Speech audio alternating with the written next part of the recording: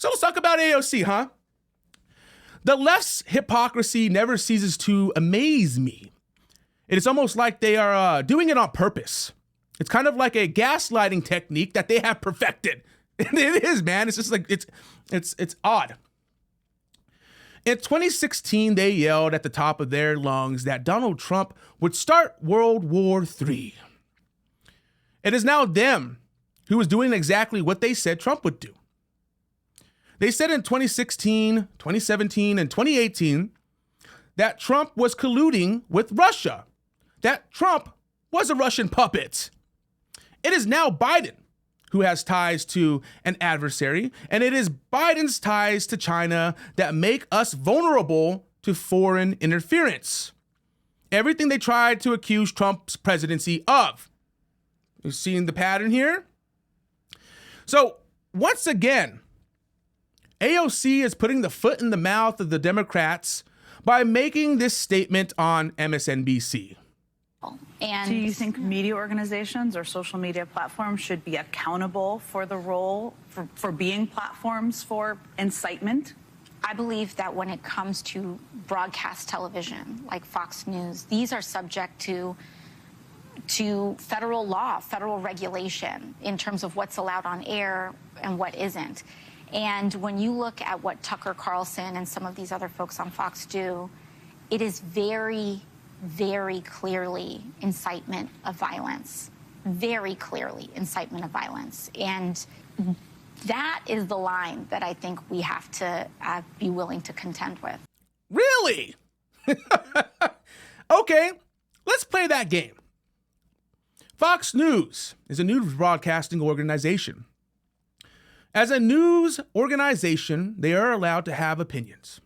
They are allowed to broadcast op-eds, just like a newspaper is allowed to print op-eds. Just because Tucker's opinion on his show frightens or offends you does not imply you can charge him criminally. The First Amendment still exists. So I don't know of any time that Tucker has called for violence on his show, because if he did, Democrats, when they controlled the House, would have lynched him and Fox News.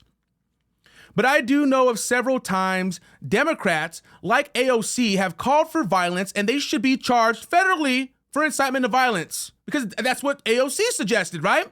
So let's look at some of these clips of them, calling for violence. We want it done now. We're going to insist on it. If you think we're rallying now, you ain't seen nothing yet. Already, you have members of your cabinet that are being booed out of restaurants, who have protesters taking up at their house, who's saying no peace, no sleep. Let's make sure we show up wherever we have to show up. And if you see anybody from that cabinet in a restaurant, in a department store, at a gasoline station, you get out and you create a crowd. Oh, there it is, huh? And you push back on them. And you tell them they're not welcome. Look, if the president does go ahead and fire Robert Mueller, we would have people take to the streets. I believe there would be widespread civil unrest. What's the danger if Donald Trump wakes up angry, watches Fox and Friends, and fires Bob Mueller?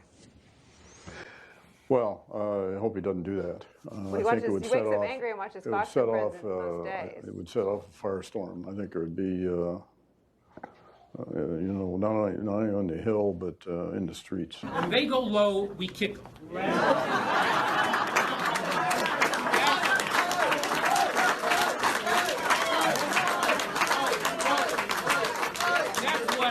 That's what this new Democratic Party is about. We'll also fight him and challenge him in every way that we can, in the Congress, in the courts, and in the streets and protest. Even in states where Donald Trump won big, that it does you any good running away from Donald Trump, I think you need to go back and punch him in the face. If you want your freedom If you want to end if you want to end the shutdown, then tell your president to make some damn tests and to support some state governments. This is outrageous. So if you want to make sure that we reopen the economy, why don't you turn around, march on over to 1600 Pennsylvania Avenue and protest this president who's not supporting our governors and making sure that we get the tests, the medical equipment, the hospital funding, and the state and local funding so that we can all get on with our lives. So that's what I got to say about that.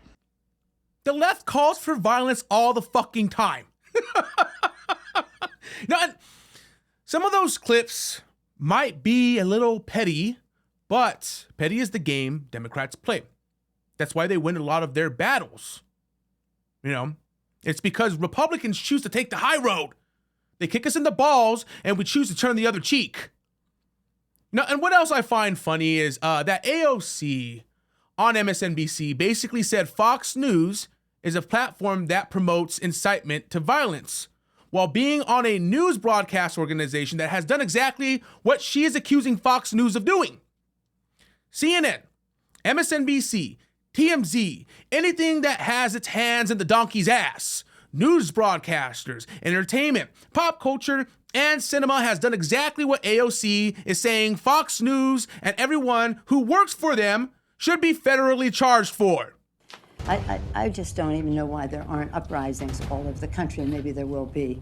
People need to start taking to the streets. This is a dictator. You know, there needs to be unrest in the streets for as long as there's unrest in our lives. Enemies of the state.